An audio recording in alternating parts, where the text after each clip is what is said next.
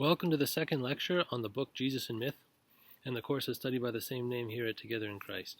Today, we continue to learn the truth of the relationship between Jesus of Nazareth, encountered in the four gospel accounts of the Bible, and mythology, myth culture.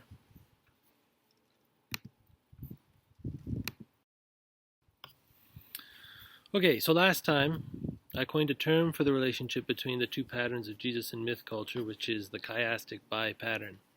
That is, conceptually, Jesus' pattern crisscrosses the pattern of myth, inverting it and subverting it, as they both unfold simultaneously. And so I propose that the genre of the gospel accounts best defined as the genre of biblical chiasm.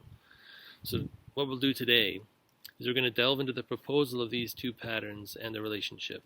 And this proposal of the chiastic bi pattern is the method that we'll deploy toward ascertaining whether Jesus is mythological or not. And this is how we'll test whether Jesus conforms to the pattern of myth or not. And obviously I'm proposing with this chiastic bi pattern that Jesus is the opposite of the myth culture, that he is not myth. So to reiterate, I propose that the gospel accounts consist of two patterns, the myth culture's pattern as well as Jesus' unique pattern. And these two patterns are not the same, but they oppose one another. So I'm proposing Jesus fails to conform to the pattern of myth, and that this shows he's not mythological. There are two aspects to this method that I developed to test whether Jesus is myth, and the first I call the narratological aspect, which sounds like a big word, but it's very straightforward. It's very straightforward, actually. Narratology is simply the study of the structure of a narrative, of a story, how it's been arranged and put together. So this will be one angle from which we look at Jesus' relationship to the pattern of myth culture. The sort of narratology employed here descends from the work of scholars like Vladimir Propp in his Morphology of the Folktale, and the combat myth study of Neil Forsyth in his work The Old Enemy, Satan and the Combat Myth, as well as Joseph Fontenrose's work Python, a study of Delphic myth and its origins. So these three scholars were helpful to me. Fontenrose writes, "My method of myth study is thematic. It's a kind of structural method. A single theme may appear spontaneously in several places. A pattern of themes must have a single origin." So the idea here is that if we can observe the same pattern of themes in multiple myths, written in diverse times and places, languages and cultures, and yet it's the same pattern, then they must share a common origin. And more practically speaking, this means that myth, the combat myth, has a typical sequence of events with shared meaning. So for our purposes, this enables us to test whether Jesus' life, as recorded in the gospel accounts, conforms to the combat myth pattern or not, and then answer our question, is Jesus mythological? Forsyth, another scholar I just mentioned, for his part, drew from the work of Propp and Fontenrose, and he identified that the combat myth, wherever it's found throughout human history, tends to have a 12-motif sequence of events, as shown in a table that I put on the slide last time, and we'll see it again today, on the next slide actually. And Forsyth writes that each of the 12 features of the schema in a table, in the table that we'll see in a moment, represents a significant incident in the plot structure of most ancient combat narratives. So typically, we have 12 events that occur in the same sequence in any given combat myth. These myths are usually the central myth of a given culture or society, as we mentioned. And they include myths like the Bel Marduk versus Tiamat myth, which is central for ancient Babylonia, the Babylonian culture, as well as the Zeus versus Typhon myth, which is central to Greek culture. And we could list dozens of others, of course, but these two myths, at the heart of these two myth cultures, the Babylonian and the Greek, they're going to be representative for us here to see exactly in detail what these myths consist of, and then we'll be able to compare the details of the gospel accounts, compare Jesus to these myths. So this is all towards answering our question, is Jesus actually mythological or not? And we saw last time that early church father Justin Martyr compared and contrasted Jesus with the many sons of Jupiter or Zeus, and the Roman emperors as well, who claimed sonship of the gods, claimed to be gods.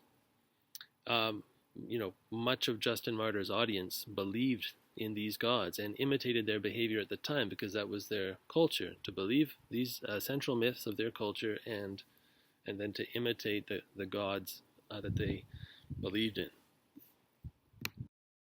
So here again, we see the 12-motif hero pattern of the combat myth. And this time, we flesh it out with a brief summary of the details as they are in the example of the Zeus versus Typhon myth. So this is the Greek combat myth. And the 12 motifs are, firstly, lack and or villainy.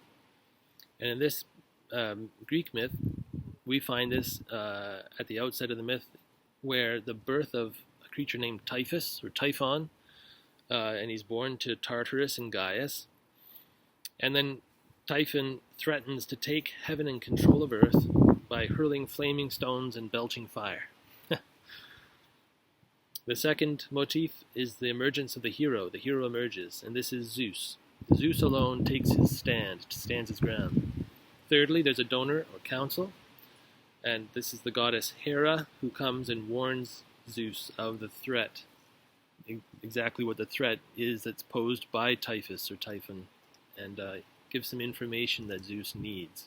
So there's some counsel from Hera for Zeus. The fourth motif is a journey, and here the journey is the other gods, every god except Zeus, fleeing, running away to Egypt, so that Zeus is left alone, and Zeus sees Typhon and takes his stand against Typhon. So fifthly then, the battle ensues. Zeus pelts Typhon with thunderbolts from a distance, and then moves him with a sickle and wounds Typhon, who flees, and Zeus follows and grapples him. Sixthly, defeat. So this is where the hero is defeated. Typhon captures Zeus in his coils and takes Zeus's sickle, and severs his sinews and takes him to his cave. And seventhly, there's an enemy ascendant. Well, the enemy is ascendant. So Typhon, the villain god, hides Zeus's sinews in a bearskin and sets a dragoness to guard them. So this is a low moment for our hero. Eighthly, the hero recovers. Hermes and Agapan, two other gods, evidently come along to recover the sinews for Zeus to help him and restore them to him. So Zeus gets his strength back. And then ninth, battle rejoined. Now Zeus has his strength back. He can go after Typhon once again. So Zeus renews the battle, mounts his chariot, and hurls thunderbolts at Typhon. 10th, then the victory. Typhon flees and then stands his ground to fight, and Zeus casts Mount Etna, as the myth goes, upon Typhon and pins him down. So Zeus is victorious, almost. Well, essentially he's victorious at this point. So the final two motifs are the 11th, where the enemy is punished. Zeus imprisons Typhon in Tartarus under Mount Etna. And 12th and finally, triumph. Zeus recovers Olympus and rule of the world for himself and the other gods. So there you have it. There's the 12 motifs of the combat myth as they occur in the Zeus-Typhon combat at the heart of Greek culture. And this pattern is typical of myth and myth culture, these 12 motifs in this order of events. And here we can see more clearly why the generic title for each motif is what it is and the sense of the order in which they occur. And we'll soon see, for example, that the Babylonian combat myth of Bel-Marduk versus Tiamat is the same pattern. Now, how does Jesus compare and contrast with this 12-motif pattern of myth and myth culture? Well, I'm proposing that it will look like this, as depicted on this table. And we'll talk more about the episodes in a moment when we turn to the social science aspect, the second aspect of our method. But focusing on the motifs here in the combat myth, which is the narratological aspect, you can see that I'm proposing that Jesus' pattern will be found to be inversive of the order of myth's motifs in each episode. That's the X, the black X you see there. So in red are myths episodes and the 12 motifs we just went through with the example of Zeus and Typhon. And you'll see that Jesus' motifs in blue are in reverse order. So in sequence, there's a reversal. So So Jesus' pattern will be found to be inversive of the order of myths motifs. And with that, Jesus' pattern will be subversive of the meaning. So not only inversive in sequence, but subversive in meaning. And part of the subversion of the meaning is the inversion of the sequence. And we don't fully understand what that means yet, but we will when we start actually looking at the differences between Jesus' identity, speech, and behavior, and those of everyone around him. But for now, this image will show us conceptually what we're proposing. As I state in the book, the pattern of the biblical God in Jesus Christ crisscrosses the pattern typical of the gods of myth within the gospel account. As such, I argue that Jesus, quote-unquote, fails to conform to myth's pattern, or succeeds in being non-mythological. And concurrently, those around Jesus who oppose Jesus in the gospel accounts adhere to the pattern of combat myth motifs in sequence and significance. So we'll see that those who oppose Jesus follow the pattern of myth that we just rehearsed with Zeus and Typhon. So it's everyone around Jesus who fail to be non-mythological, or everyone else is mythological except Jesus. So this is the narratological aspect, the comparison and contrast of the motifs of the combat myth pattern with the motifs of Jesus' life as recorded in the gospel accounts. Now let's turn to the social science aspect of our method for answering the question, is Jesus mythological? Whereas from the narratological aspect we utilize Prop, Fontenrose, and Forsyth to identify the typical pattern of myth motifs for comparison and contrast with Jesus' pattern, we'll make use of René Girard's and Bruce Malina's social scientific work to identify the typical pattern of myth culture's episodes, that is, the pattern of social identity, speech, and behavior typical of members of myth cultures, those who believe the myths and live by them, imitating their gods. And then we'll compare and contrast myth culture's pattern of behavior with Jesus' pattern of identity, speech, and behavior as recorded in the gospel accounts. And I'm proposing here that, as I said, everyone else in the gospel accounts follows the pattern of myth culture, which has 6 typical episodes, and we'll see how that relates to the 12 motifs in a moment. While Jesus' pattern of episodes is not the same as that of myth culture. They're opposites, they're diametrically opposed. And we'll start with Bruce Malina's identification of the nature of myth culture, or the living out of the cultural story, as he puts it. Malina doesn't speak of a pattern or sequence of stages or events, but he does identify what he calls models. That is, or features. I translate features for us to understand. So in no specific order, Malina observes certain features of the social values and behaviors of groups that recur, that are typical, and that are directly related to their shared cultural story, their myth. Malina recognizes 6 principal social models, staple features, of what he calls the 81st century Mediterranean culture. That is, Malina considers these models as typical of the myth culture of the society or societies in which Jesus of Nazareth lived. And they are, number 1, as you see on the slide, honor, shame. This is the primary lens for Malina. Secondly, dyadism. 3rd, envy. 4th, limited good. 5th, purity, impurity. And 6th, marriage, kinship. To briefly summarize these models or features of myth culture and its members, firstly, honor, shame. And honor, shame involves the notion that conscience equals culture. That is, a member of myth culture's sense of right and wrong is determined by no greater authority than his or her social milieu, his social group. There's no higher or universal sense of morality than the group. So this is a distinctly mythological concept and worldview. Honor is a sense of self-worth received from one's culture, presumably related to how well that person imitates the culture's gods. And shame is a member's concern for sensitivity to how well other members of his myth culture think of him. In a myth culture, then, it's a positive thing to be worried about what other people think of you. Hopefully that's not what your mother taught you.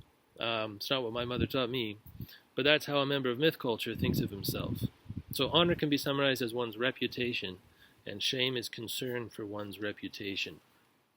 So a sense of one's honor, shame, and dishonor are entirely socially determined, according to Malina, according to myth culture. Ultimately, then, the primary goal of a good person is to be well thought of by other people, to be praised by men, by human beings. That's the mythological view. Secondly, dietism. And this involves the idea that a member of myth culture's identity is only ever in relation to his or her group or culture. So very similarly related to honor-shame. We can see how this relates to honor-shame then. Members of myth cultures are dyadic in that they need other members continually to know who they really are. So they're defined by those around them. That's their sense of identity. And this is how myth culture replaces, from a Christian perspective, it replaces the true God of the Bible with the God of the crowd, the culture. Because instead of a person looking to his or her creator to define him or her for his or her identity, she looks instead to other human beings, other members of the myth culture. And it's for this reason that there's the Latin motto, which goes, Vox populi vox Dei, the voice of the people is the voice of God. That's the mythological God of man's own making, the God of myth, the fabrication of the group. So thirdly, out of this collective deception and idolization of one another, of the group, which characterizes myth culture, there arises the third feature or model that Molina identifies, which is envy. So drawing on Aristotle, Molina defines envy as pain at the success of the other, which precipitates all manner of ill treatment of the other to gain the life of the other. Envy. And fourthly, that envy that arises out of being defined by those around you, and so desiring to be and to have what those around you are and have, gives rise in turn to the fourth feature here, which is the belief that it's only possible to get what you want at the expense of the other, which is the idea of limited good. So this is the fourth model or feature, limited good, which is the thinking that good or goods, which include social position, prosperity, pleasure, power, prestige, progress, what's good in life, is only acquirable at the expense of someone else. So a member of myth culture believes in scapegoating as necessary to succeed in life, just as the myth we just read depicted. Someone's got to die for my world, my life, my success to take place. For me to win, to live a good life, someone else must suffer, must die. That's the thinking of members of myth culture. So Molina writes, limited good means individuals, alone or with their family, can improve their social position only at the expense of others. And the fifth model identified by Molina is purity-impurity, which is the observation that members of myth cultures, particularly at the leadership level, are concerned with preserving the social purity and religious hierarchy of their group by forming and maintaining boundaries for those deemed to be unclean by the insiders of the myth culture. So not only do members of myth culture form their identity based on what other people think of them and desire what other people have and are and gain it by scapegoating one another, they actively try to pressure those they view as unworthy to leave and or to marginalize those they consider to be not one of us, one of us. The sixth model or feature of myth culture that Molina describes as marriage kinship, which is from the perspective of myth culture just a subset of purity-impurity really, but more specifically concerning family relations. Instead of marriage and family being a source of encouragement, peace, joy, and security in a meaningful way, as biblically speaking God intended, marriage and kinship are simply tools to achieve and or maintain the purity of the myth culture by marginalizing family members or potential family members that are viewed as unclean, for gaining worldly goods by scapegoating, and the other aforementioned features of myth culture. So obviously, these are perversions of what marriage and family were intended to be about, and yet these perversions are typical of myth culture, which prioritizes this socially determined honor-shame ideology. René Gerard, for his part, makes similar observations about the nature of myth culture and its members, but Gerard observes more. He sees that these features of myth culture actually unfold in a pattern or sequence of behaviors that repeats in an endless cycle. As Gerard writes, archaic religions and their sacrificial systems are an economy of scapegoating that violently evacuates internal violence, which is to say it expels constant social frustrations of the myth culture's members. And remember, they all want what each other have and are, so there's a lot of frustration there. And myth culture does this through the endless repetition of ritual by scapegoating individuals and minorities. So Gerard also articulates 6 features of myth culture, but he observes their sequential nature, that they occur in a typical sequence or pattern. And Gerard doesn't systematize these as I've done in Jesus in Myth, but he tends, as I pointed out previously, he tends to speak of the 3-part pattern of chaos, scapegoat, cosmos. But as I showed you last time, and as you find on page 15 of the book Jesus in Myth, there are certainly 6 episodes or stages of this pattern when looked at from the social scientific side of things. Gerard describes these 6 stages, but he doesn't fully organize them or clearly lay them out systematically. So these 6 episodes are another way of describing, from the social science aspect, the 12 motifs of combat myth. So they're both the 6 episodes and the 12 motifs, one from the social science perspective, one from the narratological perspective, both describe the same reality, the same pattern of myth culture. And Gerard moves beyond Molina in observing that it's not merely ancient myth cultures that are characterized by this pattern, but all human culture is myth culture, every human culture, and every individual member of every culture follows these 6 episodes over and over and over again. This pattern is lived out by individual members on a daily basis and by entire groups. The first episode for Gerard, which is also simply a default state for members of myth culture, their starting position at any given moment, rather like Molina's honor-shame model that we just talked about. For Gerard, the first episode is borrowed desire, which he calls mimesis, which is just a Greek word for imitation, which Gerard uses to mean imitation of desire. So Gerard begins about where Molina does, by observing the true individuality for members of myth culture. Let me repeat that. Gerard begins by observing that the true individuality for members of myth culture is illusory, since in myth culture, as Molina already observed, every member is driven by his or her desires, and his or her desires are always someone else's desires, wanting what someone else is or has. So the group's desire, the culture's desire, is imitated by the individual. He doesn't have his own autonomous desire, it's always borrowed. Adam's race doesn't know what it wants, so it looks to others to decide for them what to want, and doesn't look where it should, as the scriptures lay out, but looks to other people. And this borrowed desire determines their sense of identity, their thinking, and their behavior. So it's not so different from Molina's first 2 models, honor, shame, and dietism, as we've just seen. Instead of being individuals, then, says Gerard, members of myth culture, all cultures, are actually interdividuals, since they rely on others for their identity, their being, their sense of social existence. So that's the first episode. It's just where we're all at as members of myth culture. Secondly, then, Gerard describes the second stage or logical consequence of members of a group borrowing their desires from one another, which is scandal, offense. And scandal, or being offended, is the inevitable moment, which is a daily occurrence, of 2 or more people's shared desire causing conflict, when a person feels blocked or impeded from accessing the object of his or her desire because someone else is in his or her way, is getting there first, etc. So this corresponds to Molina's envy model, I would say.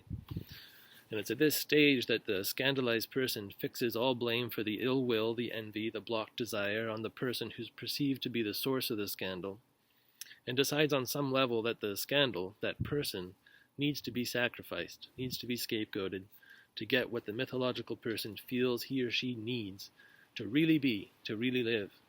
It feels like a life and death situation, since the myth cultural person's sense of identity and existence depends on this borrowed desire. And let me say, with the light of the gospel, what idolatry this is, right? What idol making of one's neighbors this is, really. Thirdly, and as I said, Gerard describes all this as a sequence of events. And the next event in the sequence, then, the third stage or episode, may be termed mimetic snowballing, or the accumulation of scandal, the escalation of the crisis of unmet desire toward the act of scapegoating.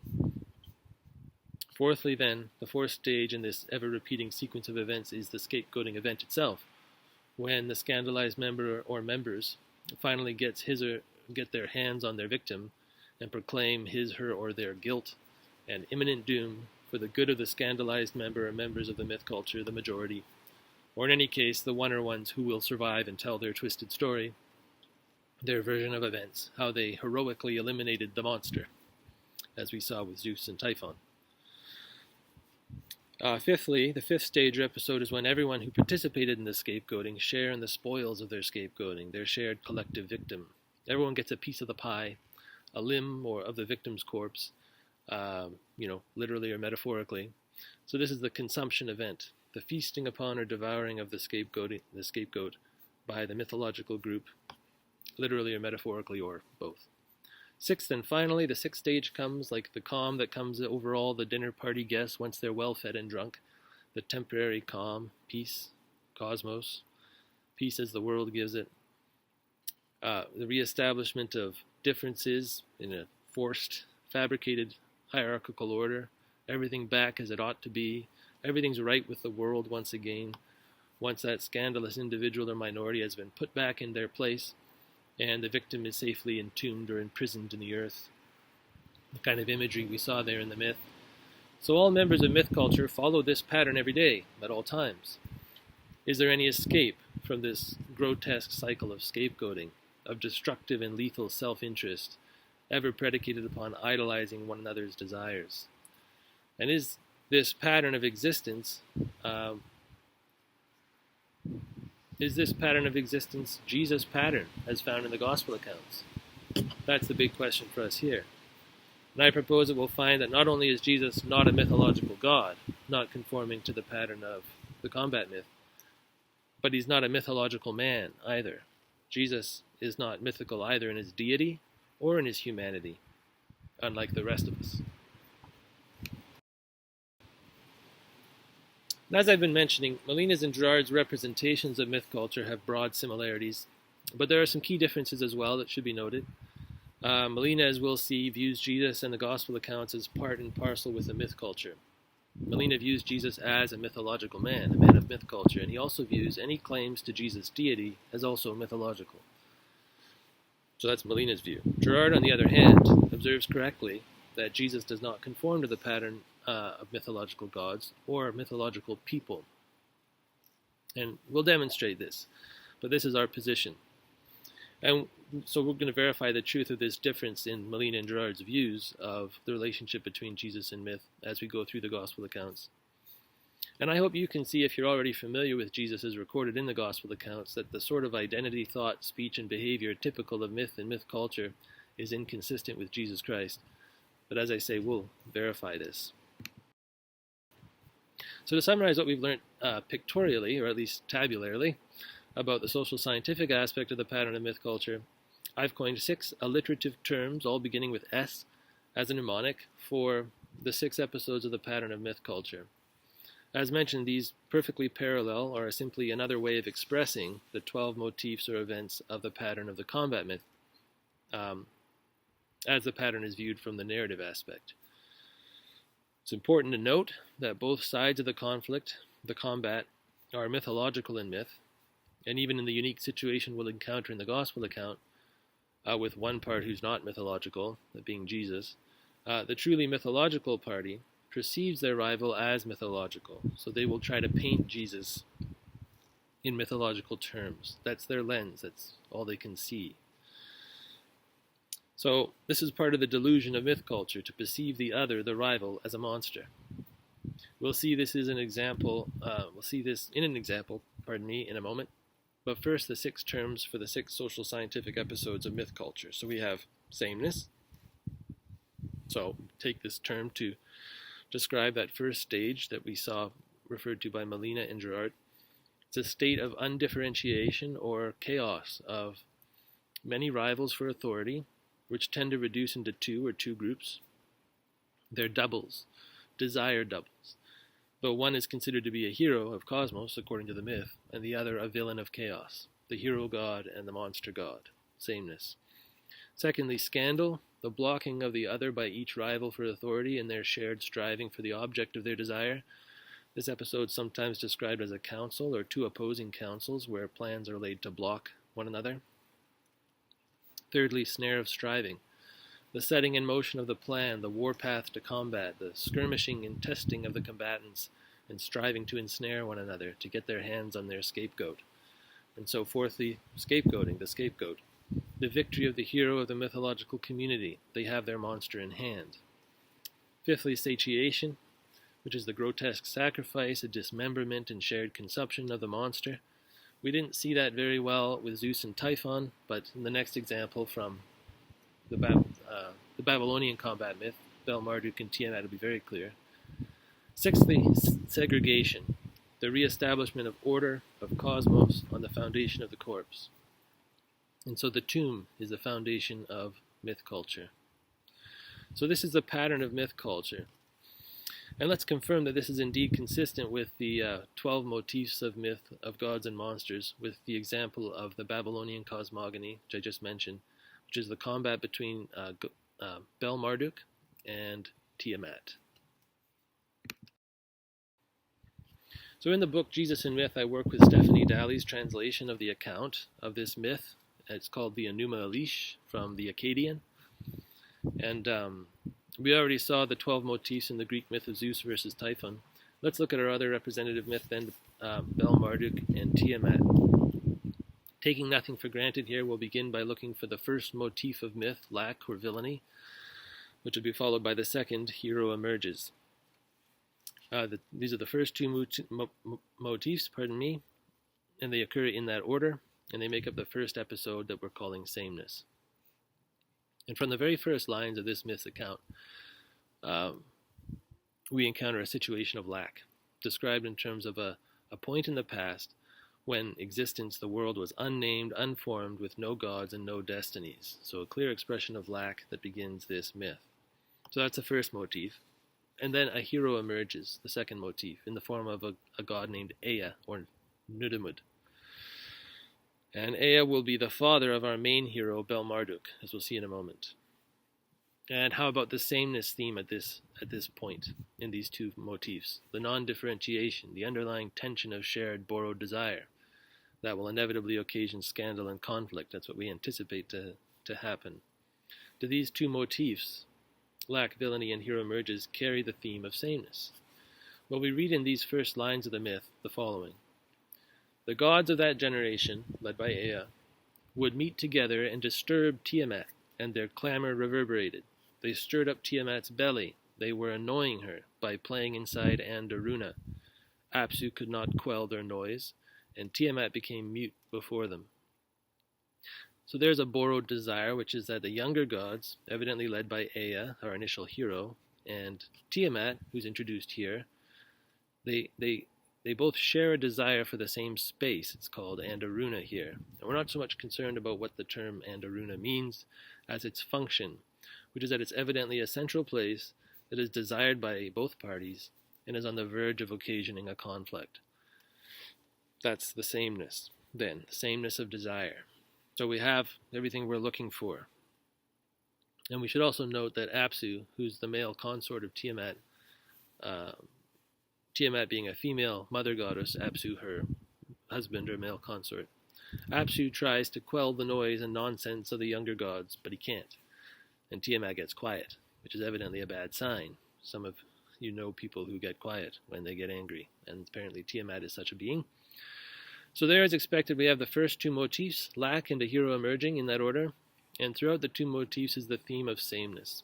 So far, we can see that these two aspects, the narrative and the social scientific, are in agreement and are consistent with what's found in the combat myth. And very briefly now, I'll quickly summarize all that follows in the pattern. The second episode is expected to have the third motif, donor council, and then the fourth motif, journey, as you can see on the table there. And both are characterized in this second stage by scandal, which we're already prepared for, given the quotation we just read from the first episode. And had a B. And sure enough, Apsu, the consort of Tiamat, calls a council with his vizier named Mumu. So we have a council. And his counselor advises Apsu to destroy Ea and the other young gods who are a scandal to Tiamat. So that's the third motif. And then Ea catches wind of the plan to kill him and his fellows, and Ea decides on a preemptive attack. So Ea goes on a journey, the fourth motif, to kill Apsu before Apsu can kill him. And clearly both of these motifs are characterized by the theme of scandal. Both parties are scandalized by the other and both seek to make the other their scapegoat. As it turns out, Ea succeeds. As we read, Ea put Apsu to sleep. He unfastened Apsu's belt, took off his crown, took away his mantle of radiance, and put it on himself. He held Apsu down and slew him. Another thing we must note here is that after Ea slays Apsu, Ea's son Bel-Marduk is born out of the corpse of Apsu. And from here on, Bel-Marduk will be the main hero god. So that brings us to our search for the third episode, Snare of Striving, consisting of the fifth and sixth motifs. And bear in mind that each episode and its motifs follow one another seamlessly in an unbroken succession. The fifth motif is battle, and as you can imagine, when Tiamat hears that her consort Apsu has been slain, she's very wroth, enraged by Apsu's murder, and so she and her supporters prepare for war to destroy Ea, Bel-Marduk, and their supporters. So Tiamat selects herself a general, a god named Kingu, and makes him her consort. On the other side, Ea and the other gods give all authority to Bel-Marduk, Marduk the hero, they call him, to lead them against Tiamat. And Marduk's terms for agreeing to be the hero are that when he wins, he must receive all authority over the gods of the cosmos, over everything, and they agree to that. And then the sixth motif, defeat, occurs as expected when Bel-Marduk leads his forces into an initial defeat by Tiamat's forces, as Marduk becomes disoriented in the initial engagement of the battle, and his forces begin to crumble. And throughout these fifth and sixth motifs of battle and defeat, clearly the theme of striving and the snare of striving that both sides are now caught in the escalation of conflict. They're striving to ensnare one another to make the other their scapegoat.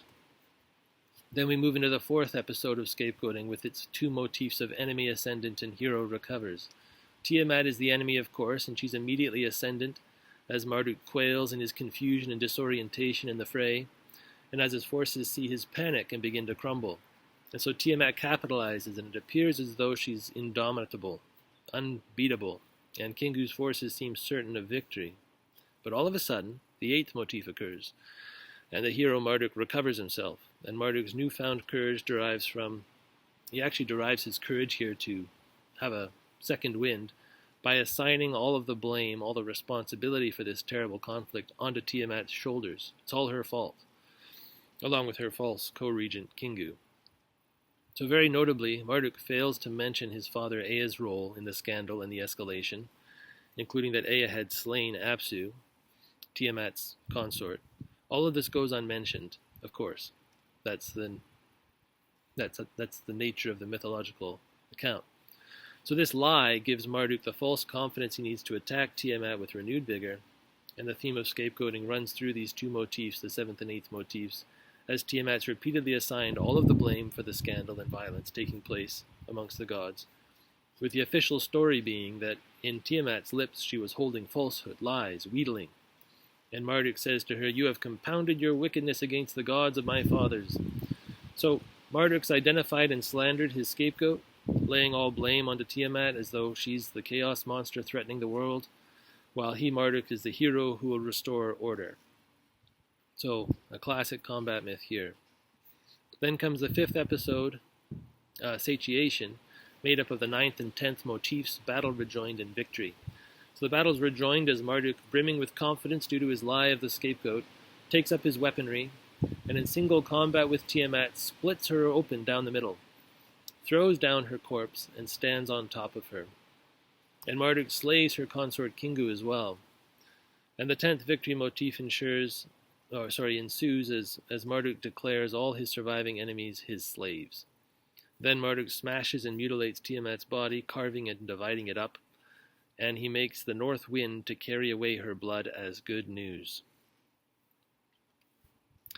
Marduk's fathers and fellow gods all watch with pleasure as Marduk mutilates Tiamat's body, and the theme of satiation runs through these two motifs as Marduk is sated on his enemies, and all the young gods are collectively sated on the spectacle of Tiamat's mutilation and scattering. Finally, the 6th episode, Segregation, occurs with its two final 11th and 12th motifs of enemy punished and triumph. As Marduk further punishes his enemy, carving up Tiamat's body, fashioning her corpse into different parts of the world, so that her body is entombed in the earth, and everyone benefits in some way from the parts of her body, her corpse forming the cosmos. With half of Tiamat's corpse, Marduk forms the sky, and he arranges her waters, and he builds a ziggurat, a temple for himself, out of some part of her, and he makes stands or plinths for the other lesser gods, his fathers, and he makes various other things out of Tiamat's corpse. So from her head and weeping eyes, Marduk forms the sources of the Tigris and Euphrates rivers, and he parades the defeated gods before him and his friends, and he sets up a warning to them that will never be forgotten, never to cross Marduk. And then Marduk's final 12th triumph motif occurs, concluding the final 6th segregation episode. As all the gods bring Marduk gifts to honor him, all his father gods and the others must come before him and bow down and kiss his feet. And thereby Marduk establishes the cosmic order, with Babylon, the center of the world and all religion. And throughout these final 2 motifs, segregation is the theme that runs through them, as Marduk has carved up his enemies and established his oppressive, tyrannical order, and subjugated every other being under himself, including his fathers, putting everyone in their place. There's more we could say, of course, but here we have a demonstration of the viability of our narratological and social scientific method. All of this has been to be sure of the category of myth to which so many claim that Jesus and the gospel accounts belong. This is the pattern of myth and myth culture, and we'll soon turn to testing Jesus' pattern against it. As I proposed, the Bible differs critically from myth. Last time we talked about the reflection story, or the chiastic bipattern, of the biblical chiasm genre, which is that feature of the Bible in which a biblical account is the inverse in sequence and subverse in significance when compared and contrasted with myth. Well, this is because the Bible is God's book, truly, and God reveals his transcendent way, his pattern, and his pattern is not our pattern. The scriptures say God's ways are not our ways. Gerard refers to the pattern of myth we've been exploring as the Heraclitan logos, or the logic of violence. And Gerard notes that the Bible contains a second logic, which he calls the Johannine logos, or the logic of love. So Gerard argues for 2 fundamentally different organizing principles, 2 patterns of existence. And the Bible describes both.